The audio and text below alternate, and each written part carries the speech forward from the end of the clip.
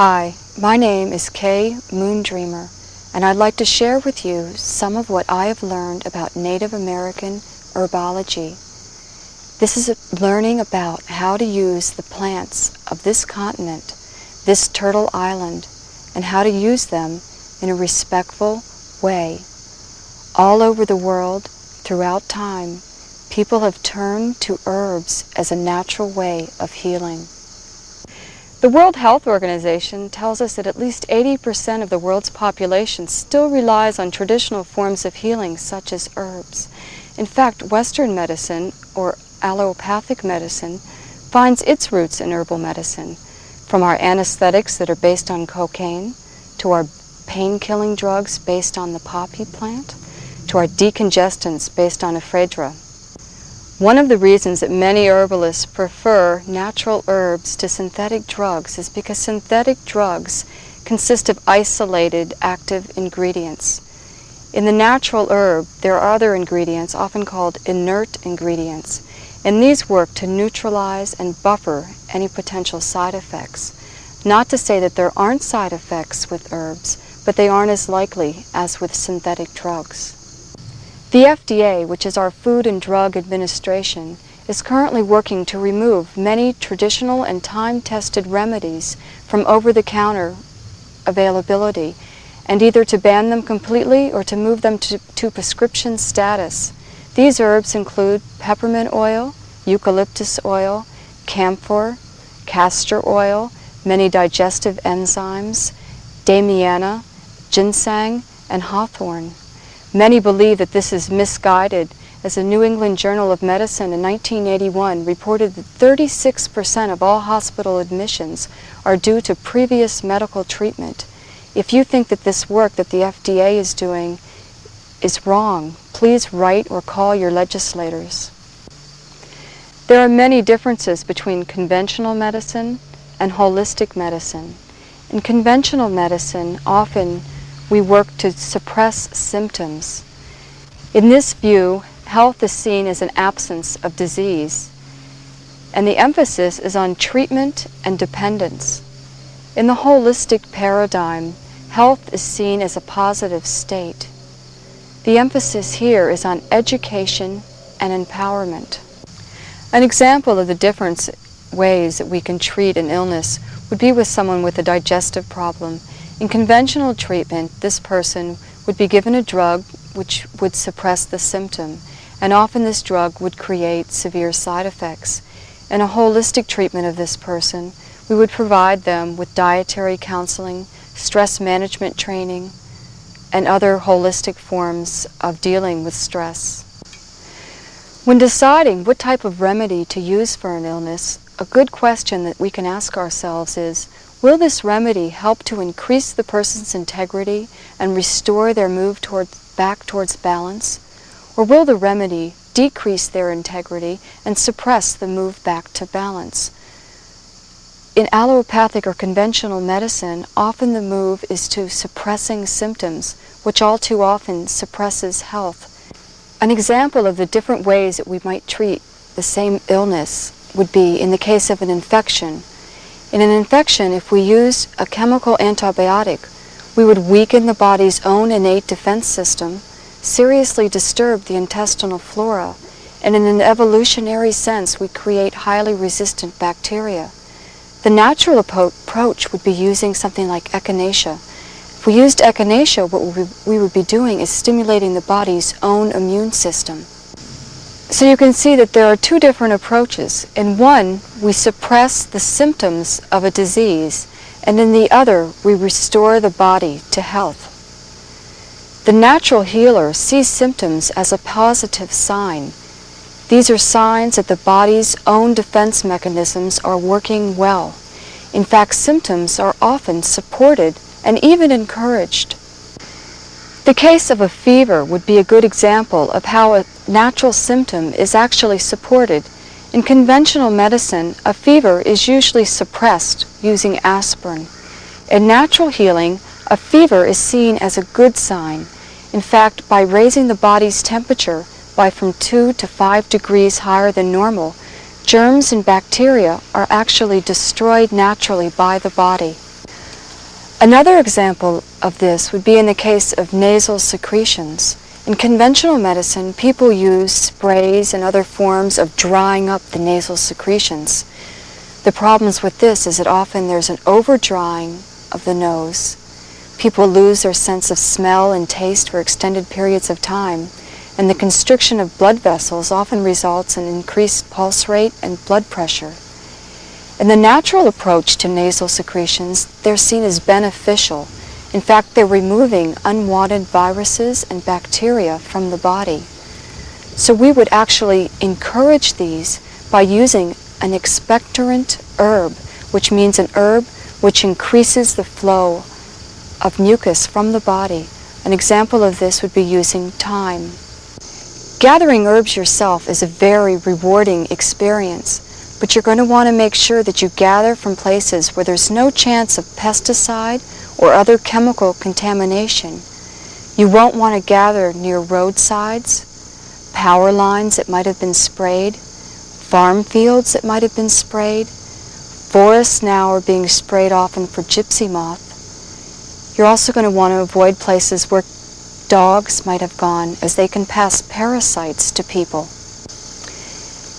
If you buy your herbs, you're going to want to know your source. At least 80% of all the herbs in the U.S. have been imported, and you might have already heard about the circle of poison, which affects our food. What this means is that pesticides that are banned in this country are used on crops, including herbs, in other countries. Then those products are sold back into this country and consumed here. So you probably are going to want to make sure that you don't get imported herbs. Many herbs have also been irradiated. This is a process used to extend their shelf life. However, many believe that it will decrease their potency. Another problem is that commercial herb warehouses are required to fumigate their contents, and the chemicals used for fumigation are toxic. You'll want to store your herbs as whole as possible, and you're going to want to keep them in a dark, cool place. You're going to also want to check them occasionally, as they can reabsorb moisture, and if they do that, you'll need to dry them again. You'll want to store your herbs in airtight glass containers. Most herbs should only be stored for a year, with the exception of roots and tinctures, and make sure that you label your herbs well.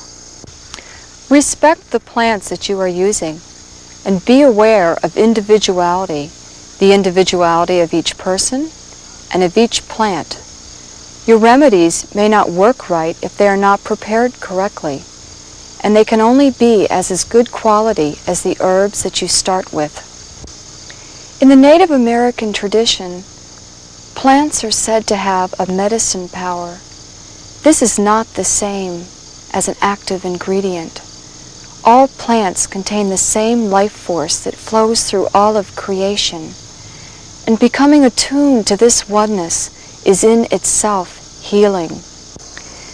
Using herbs can help attune us to the natural world.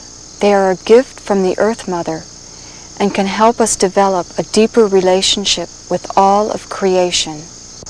To Native Americans, developing a respectful relationship with the Earth Mother is very important, and I hope that what I've shared with you today in this video will help you to share my love for all of creation.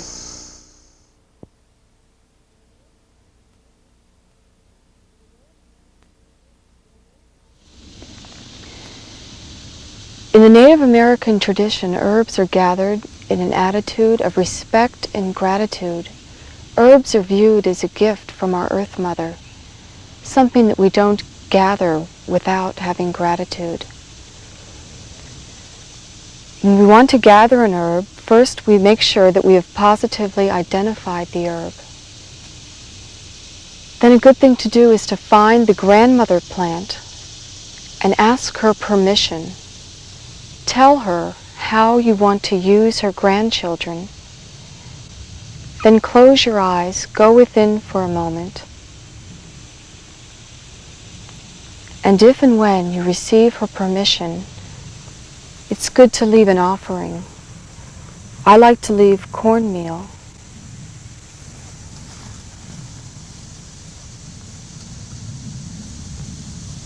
Other people might like to leave a prayer or an offering of tobacco.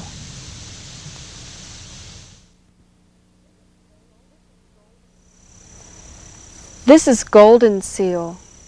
Golden seal is becoming endangered.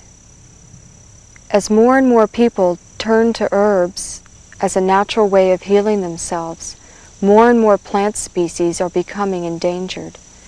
If we would gather plants in the way that Native Americans have traditionally gathered them, this wouldn't happen. In fact, we try to increase the plant population. With gathering a plant like golden seal, where usually the root is used, this is particularly a problem. So we'd want to try to leave pieces of the root in the ground. If the plant has seeds, we want to spread the seeds. We want to increase the plant population. When we gather plants, we want to make sure that we gather the right part of the plant at the right time of the year. We want to make sure that we gather the particular part when it has its most energy or power.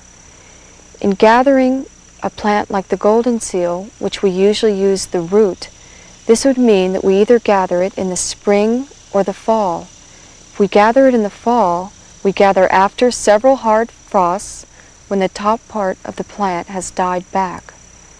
When we gather flowers, we gather the flowers of a plant just as they're coming into full bloom. And when we gather leaves, we generally gather them before flowering. Golden seal was used extensively by the Cherokee Indians. They used an infusion or a tea for all types of eye problems. They used the powdered root externally for all types of cuts and wounds and even for external cancers.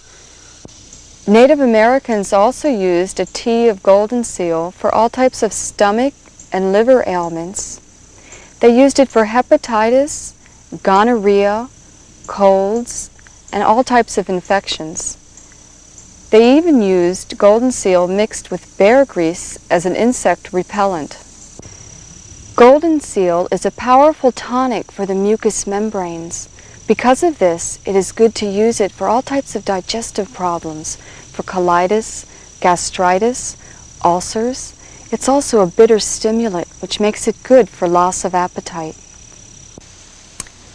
Golden seal is a perennial herb, meaning that it comes back year after year. It has a single leaf attached to the stem with 5 to 9 lobes. It flowers in the spring with a small whitish flower, and one of the ways that you can identify it is by the spike that's left after the flower. Another way that you can identify golden seal is by its distinctive yellow root. Anyone that's ever used or tasted golden seal will be able to tell by its smell or its taste. It's very bitter. Recent research has found that golden seal is effective against both E. coli and staph infection. This would explain its long use in all types of upper respiratory disease and all types of infections. Research has also found that it contains berberine, which is effective for helping bile secretion in the body. What this means is that golden seal is very good for helping in both digestion and elimination. Recent research has also found that golden seal acts to lower blood pressure, and it's a mild sedative. Another way that golden seal has been used is externally for things like eczema, ringworm, all types of cuts and wounds. An easy way to use it is to gather a leaf, bruise it with your hands or put it into a mortar and pestle, mash it up, and then apply it externally. It's also used dried and powdered and sprinkled onto wounds. Another way that you can use golden seal externally is to make an ointment with it. One of the most common ways to use golden seal is to make a tea. You want to put 1 teaspoon into a cup, pour a cup of boiling water over it, Let it sit for 10 to 15 minutes, and most people would drink about a cup 3 times a day. There are some cautions concerning golden seal that I'd like to share with you. Although golden seal is occasionally used during childbirth, it should be avoided during pregnancy. It's a very strong herb, and it can stimulate contractions of the uterus.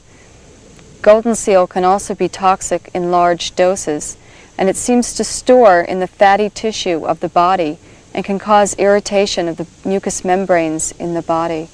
If you use golden seal, don't use it for more than a week, and it seems to irritate intestinal flora, so you'll want to use something like acidophilus or a good quality yogurt while and after you're using golden seal.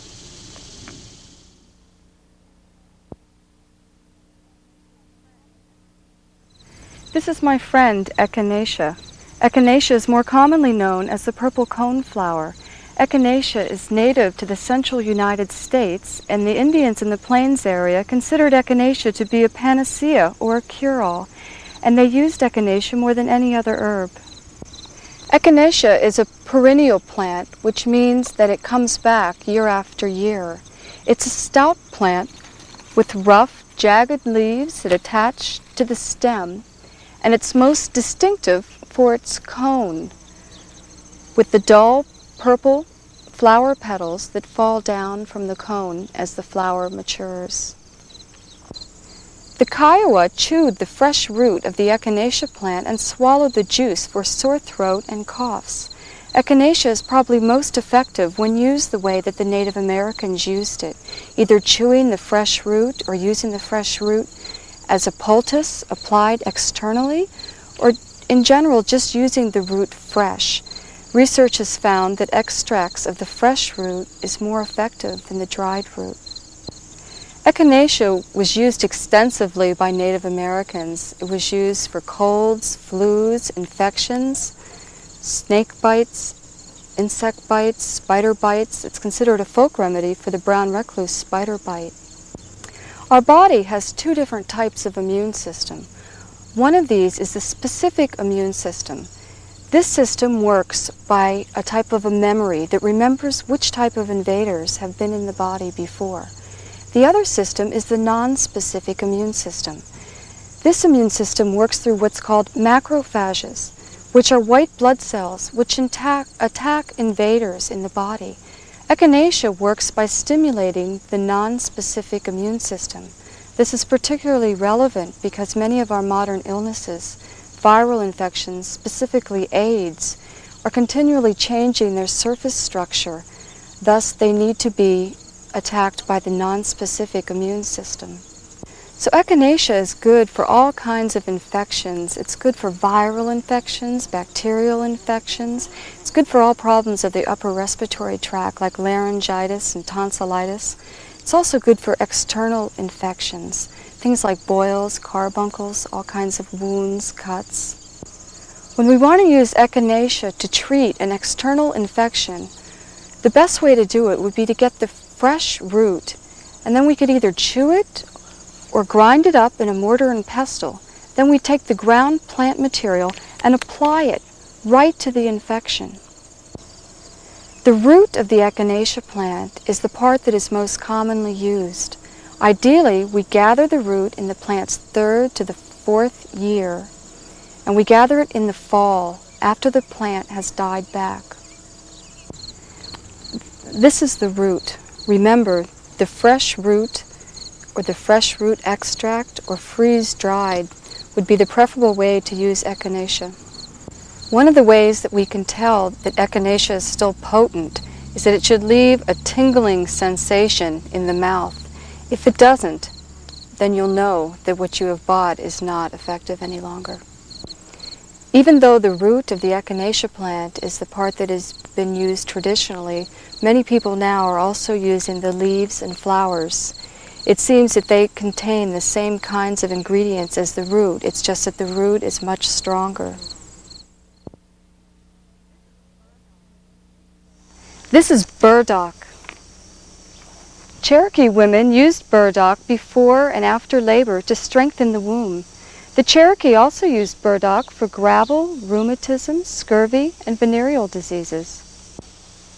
The Chippewa used burdock as a blood-purifying medicine, and the Ojibwe used burdock for pain, for stomach ailments, and as a general tonic. Burdock is a very hardy plant, growing from 6 to 8 feet tall. It's also biennial, which means that it grows for 2 years.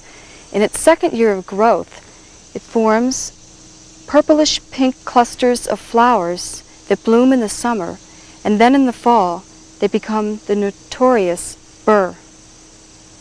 Burdock has a long history as a blood purifier. It is often one of the main ingredients in blood purifying remedies. It is renowned for its use in psoriasis and eczema if used over a long period of time. It is also good for all types of rheumatic complaints. One of the easiest and most effective ways to use burdock is to eat it. You can gather the first-year root, peel it, steam it, and eat it. You can also gather the new stalks as they come up in the spring and use those in salad or steam them. One can also use the young leaves in salad. Another way that we can use the burdock plant is to make a tea or an infusion with the root. To do this, we would take 1 teaspoon of the root and boil it in 1 cup of water for 10 to 15 minutes. You would want to drink a cup of this 3 times a day. Burdock also has a long history of use in healing external problems. The fresh bruised leaf can be used for things like burns, ulcers, wounds, poisoning, rashes, any kind of skin ailment. We could either use it directly by bruising the leaf in a mortar and pestle and applying it directly to the skin, or if you have sensitive skin, you might prefer to make a compress, and this would mean bruising or macerating the leaf in a mortar and pestle, and then putting it between a couple sheets of cheesecloth, and then applying it directly to the skin wherever you need it. Burdock has been favored for conditions like rheumatism and gout. Either an infusion or a tincture of the seeds is used for gout. One could also apply the leaves bruised externally to gout or other arthritic conditions. Burdock is also a healer of urinary and kidney problems, being a good blood cleanser. Blood cleansers work by nourishing, strengthening, and toning the entire body. Burdock also works by helping to support the body in eliminating toxins. This would explain its use in chronic illnesses like rheumatism. If you were to use burdock in a chronic illness, it would have to be used over a long period of time. It's believed that because chronic illnesses have developed over a long period of time, that it will also take a long time to heal oneself of these illnesses. As is the case with many herbs, the fresh root of burdock seems to be more effective than the dry root. The fresh root has been found to also be effective against bacteria and fungal infections. Drying, grinding, and storing the root seems to dissipate many of its healing properties. Burdock would be a good plant for you to bring into your life. It is both nourishing and purifying.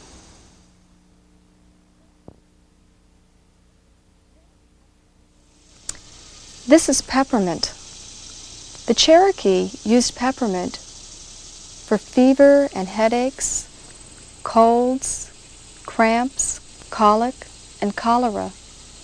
The Menominee tribe used peppermint and other mints for pneumonia, and the Cree used mints for sore throat. The peppermint is a perennial plant, meaning it comes back every year. Peppermint likes to grow in cool, moist places, and peppermint is one of the most widely used herbs in the world.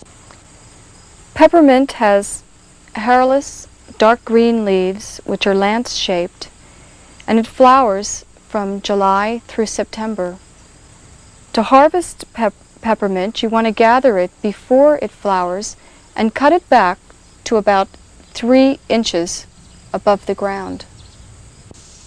Some of the most popular uses for the mints is for things like indigestion, gas, the urge to vomit. Peppermint works in a couple ways. One of these is as an antispasmodic, and it relaxes the stomach and other internal muscles. It also works by supporting bile secretion and helps the digestive system to work better. Peppermint also has a long and traditional use for colds, flus, and fevers. One of the ways that it helps is by supporting perspiration. Peppermint is a strong stimulant, and what it does is it brings blood to the surface of the skin, and then sweating and evaporation helps take the heat away from the body. The Chinese even like to drink a hot peppermint tea in the summertime to help them stay cool. Recent studies have found that peppermint is effective against the herpes virus and other viruses. Other studies have also found peppermint to work as a strong anti-inflammatory and to have anti-ulcer activity. Peppermint has been used by many as a remedy for gas. In Europe now, it's also being used in a special capsule form for irritated bowel syndrome. Recent studies have found that menthol, which is one of the active ingredients in the mints, has slight antiseptic properties. The mints are also supposed to be antimicrobial, which means they are effective against bacterial infections. Peppermint, being a stimulant, makes an excellent coffee substitute, and it also doesn't have the side effect of coffee of being overstimulating. One word of warning about peppermint. You can buy something called the essential oil of peppermint in the store.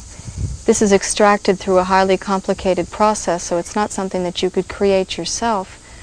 But this essential oil of peppermint can be toxic if taken internally, so needs to be used with care. Its major chemical constituent, menthol, has also been known to cause allergic reactions. Peppermint would be an excellent tea for all those people in our society who have digestive problems, which are so often related to our stress-filled way of living.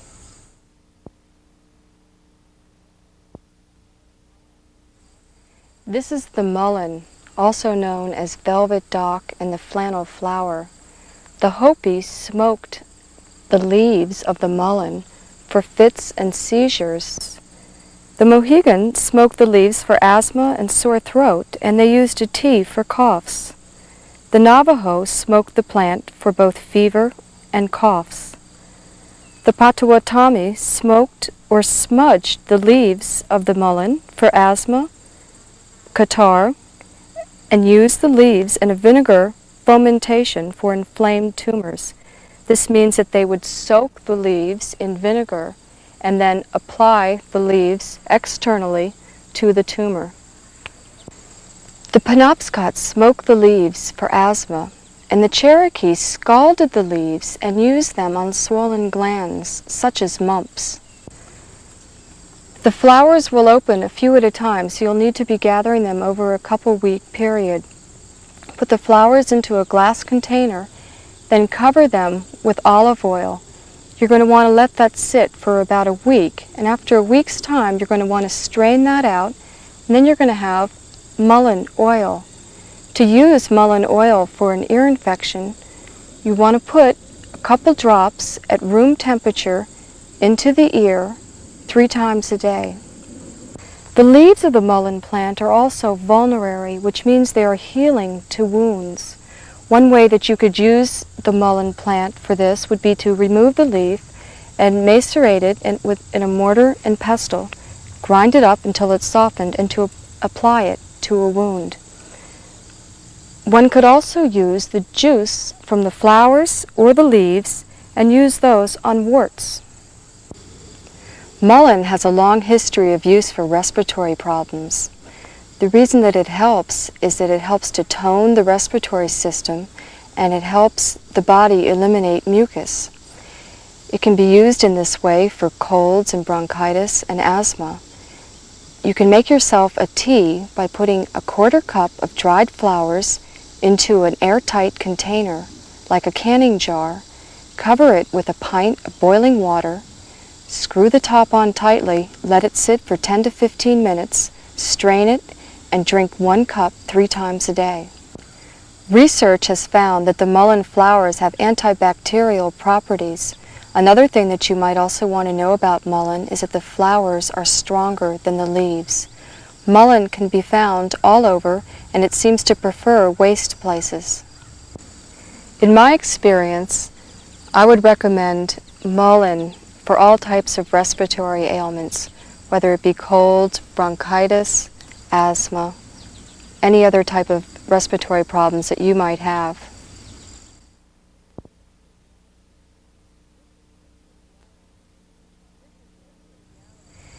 This is Sister Yarrow. She's a perennial herb, meaning she comes back year after year, and she's found throughout most of North America. She has feathery leaves, and the flowers of yarrow can be either white, pale lilac, or yellow. But the white wild variety is the type that is most often used for healing. The flower, the leaves, and the stem all can be used for healing. Yarrow has a long tradition of use within the Native American healing tradition. It can be used for colds, fevers, kidney problems. Being a diuretic, it works well for urinary tract problems. Yarrow is a diuretic, which means it helps to stimulate the elimination of urine from the body. Because of this, it has a long history of use for urinary tract infections, such as cystitis. Yarrow also has a long history of use for external problems. In fact, one of its folk names is wound wart. Yarrow is astringent, which means it tightens tissue. So it's been used for wounds, it's used for burns, rashes, stings, and yet all other kinds of skin problems. Yarrow has a long history of use for colds and flus. It is expectorant, which means that it helps the body to expel mucus. It is analgesic, which means it is pain-reducing. And it is diaphoretic, which means that it is sweat-promoting. All of these will help with cold and flu symptoms. To make a yarrow tea, you'll want to take 2 teaspoons of the dried herb, put them into an airtight container, pour a cup of boiling water over it, seal the jar, let it sit for 10 to 15 minutes, and you want to drink 1 cup 3 times a day. You can also use yarrow externally by applying the powdered herb directly to a wound, and in this way it will help stop the bleeding. There are a couple warnings that I'd like to give you about yarrow. One is that in highly sensitive people it can cause some skin irritation, and the other is that extended use may cause skin sensitivity to the light.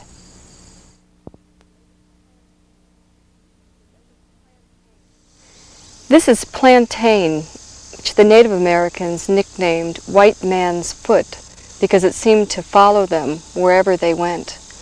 Plantain grows wild all over the United States and is a very common herb.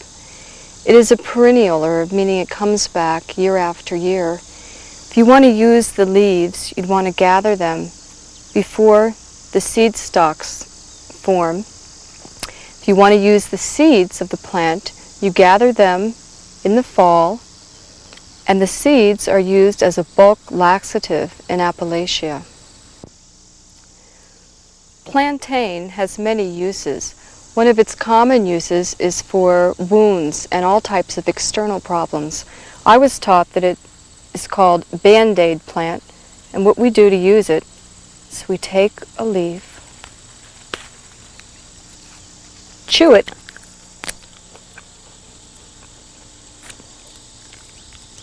and apply it as a Band-Aid. It's astringent, so it will help stop bleeding. It's good for insect bites and all types of wounds. It's also called snakeweed, and it was used by many tribes for snake bites. Research has found that plantain is both antibacterial and stimulating to the healing process. So we shouldn't be surprised when we find out that Native American tribes have used plantain for rattlesnake bites, for all types of wounds, for rheumatism, bruises, blisters, burns, ulcers, and other sores. The Cherokee also used tea of plantain for bites, for douches, and for swelling. Plantain has a long traditional use as a blood purifier. To use it in this way, you would take 2 teaspoons of the dried herb, cover it with a cup of boiling water, cover the container tightly, let it sit for 10 to 15 minutes, and drink 1 cup 3 times a day. Plantain has also been used for coughs and other types of respiratory problems. It works in this way by helping the body to expel mucus, and it also soothes the inflamed mucous membranes within the respiratory system.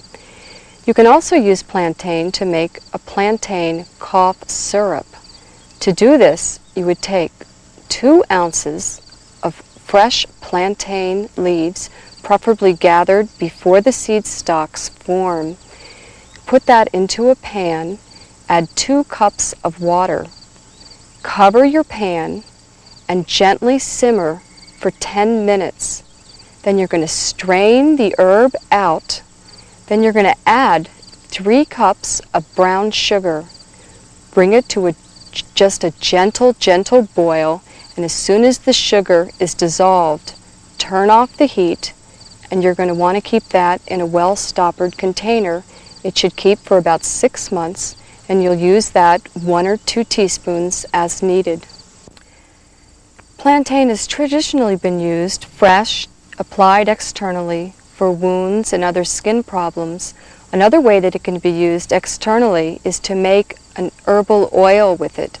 To do this, you'd want to gather the fresh plantain leaves, fill a clean jar to the top as full as you can with the leaves, then pour a good quality herbal oil into the jar. You actually will be filling it a second time with the oil. Then you're going to want to seal it and let it sit for a few weeks until it turns a nice green color.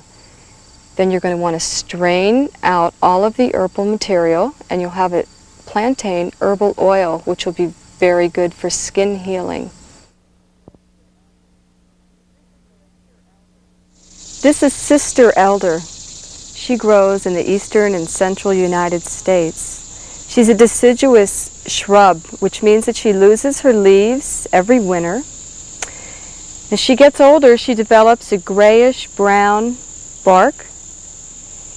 In the spring to early summer, she develops large clusters of yellowish golden flowers, which are followed by the elderberries, which are purplish blue clusters of berries. The flowers of the elder bush have been used by Native Americans for colds, flu, and fever. The berries have been made into juice or wine for rheumatism, and the bark and the leaves are used as an emetic, which means they help vomiting, and a purgative, which helps in the cleansing of the intestinal system. The leaves of Sister Elder have traditionally been used by Native Americans for all types of ailments of the skin. They've been used for boils, burns, and wounds. Basically, the different parts of the elder are used for different healing purposes. The leaves are usually used externally for all types of burns, sprains, strains, even for external tumors or cancers.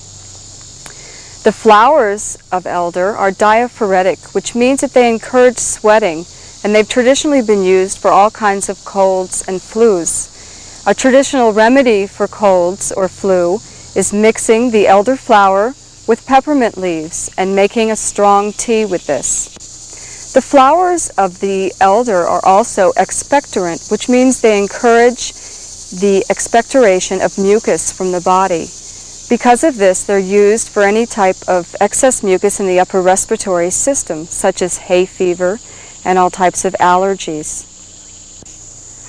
The berries of the elder have similar properties to the flowers. They're also rich in vitamin C. They encourage perspiration, and this would probably explain their long use for both colds and rheumatism. The root, bark, leaves, and unripe berries of the elder are said to cause cyanide poisoning and severe diarrhea, so they should not be used internally. Many herbalists also believe that the berries should only be used when they are fully ripe. My favorite way to use the elder is to make a strong tea or infusion with the flowers for all of the uncomfortable symptoms of both colds and flu.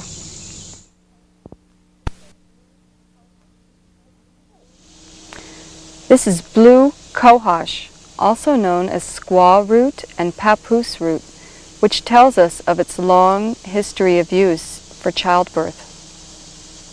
Blue cohosh grows in the woods of the eastern and central United States. Its single stem branches into 3 more stems. It has yellowish green flowers which bloom in the early spring and summer. And its fruit looks like blue berries. The fruit, which looks like berries, have poisoned children, and they are toxic. You might want to warn your children against eating these. Blue cohosh has a long history of use for childbirth. It is a menagogue, which means it will help to bring on a delayed period. It is antispasmodic and has been used to ease the pains of false labor. It's also used to tone the uterus and has a long use among American Indian women to help facilitate childbirth. Blue cohosh should be used with medical supervision. If used for childbirth, you would want to seek the help of an experienced midwife or other healthcare practitioner.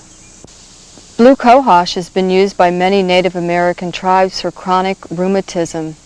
It's also been used for bronchitis, colic, and all types of nervous system disorders. Blue cohosh is traditionally used as a tea. You'd put 1 teaspoon of the dried root into a pan, add 1 cup of water, simmer for 10 minutes. The traditional use is 1 cup 3 times a day.